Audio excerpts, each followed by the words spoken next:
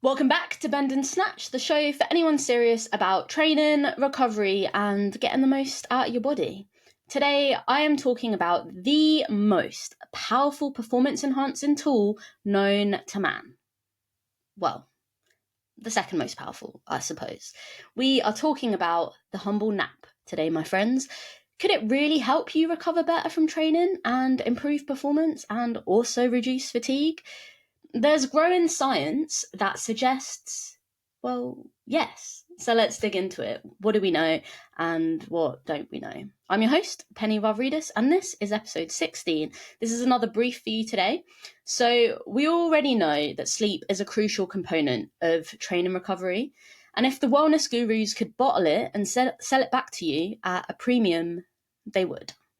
According to the science, both quality and quantity of sleep influences muscle repair, hormonal imbalance, metabolic adaptation, cognitive function, and loads more.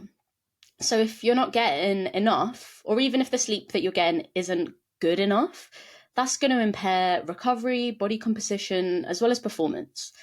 So what does that all mean? If you're training hard, but you're not sleeping well, you might well be undermining your gains. And chances are you're probably not even able to push all that hard anyway.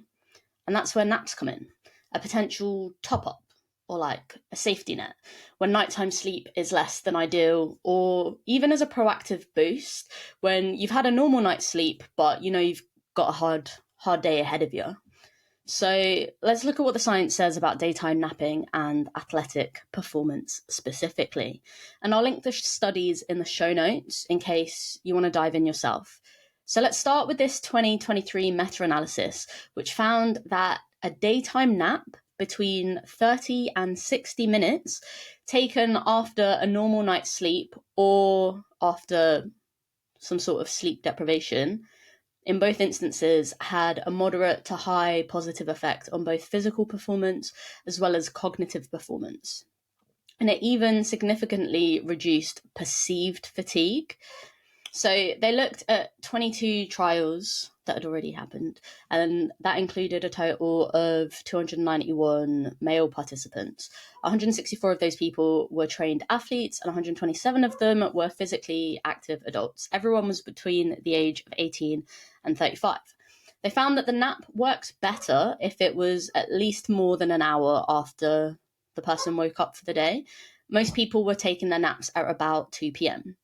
Now, this isn't the only study to find benefits of naps on training, though. So in 2021, in a systematic review, they looked at the impact of daytime napping on athletic performance and found that midday naps enhance or restore several aspects of exercise and cognitive performance, as well as improving an athlete's perceptual responses. So that means how they perceive their own mood, alertness, and fatigue, regardless of how restful the night before was.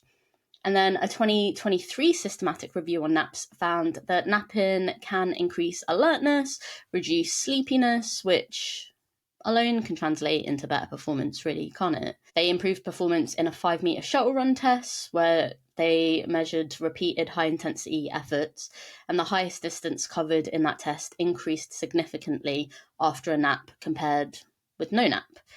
So for certain types of performance, especially things where it's repeated efforts, shuttle runs, style work, tasks that require repeated bursts of high energy aerobic, anaerobic demand, napping seems to offer a real boost.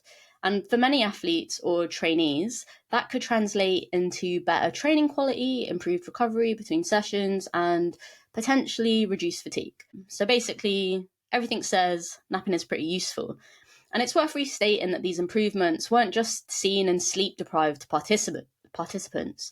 So even when the sleep the night before was normal, a nap seems to bring added value.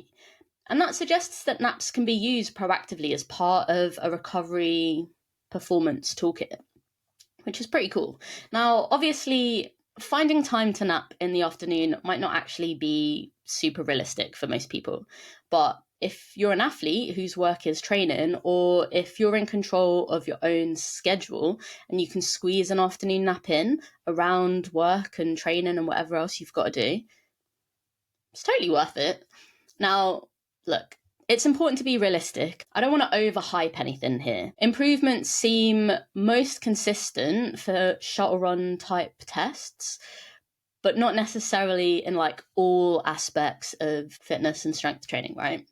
But for performance measures like strength, sprinting, 30-second Wingate style, max effort, or jump performance, the results are kind of inconsistent. So a Wingate test, by the way, is this short all-out effort test on a stationary bike measuring anaerobic power capacity. A big caveat is sleep inertia, so that groggy, sluggish feeling you get right after you wake up. Some studies suggested that if you try to train immediately after a nap, especially if it ends up being a longer one, that sleep inertia might actually blunt or even negate any performance improvements that you might have had from having the nap. So, as with many recovery strategies, there's this individual variation that really matters. How much you slept in the night before, how long the nap is, what time of day it is, what time of day you took your nap, what type of training you do afterwards. All of it influences whether or not that nap is helpful and has any effect or even is hindering you. So, in short, naps are great, but they're not guaranteed to turn you into a superhero or anything. So if you can't possibly fit one in, you don't have to stress about it. But if you can, you may as well give it a go.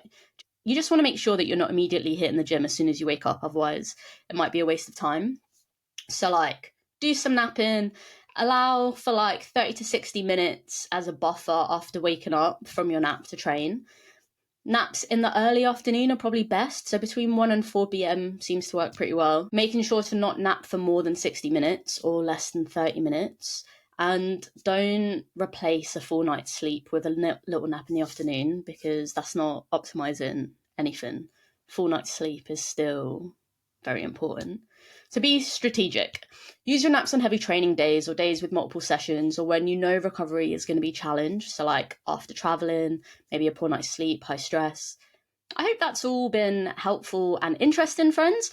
And I've created a free PDF download with all the highlights, breaking down how and when to use naps to enhance your training. So if you're interested, I'll pop that link in the show notes as well. If you're training seriously, whether that's for strength or endurance or sport or general fitness, just don't underestimate the value of sleep.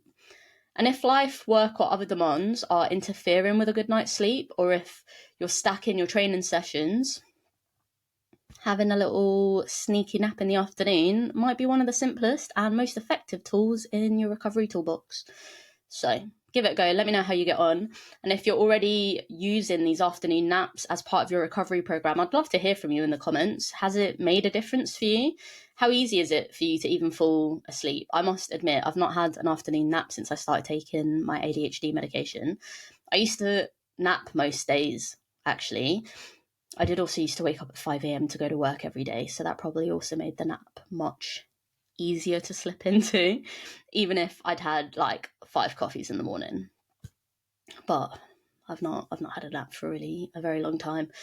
So if you're napping and it's working, let me know, and don't forget to hit that follow, subscribe button, and I'll see you next time.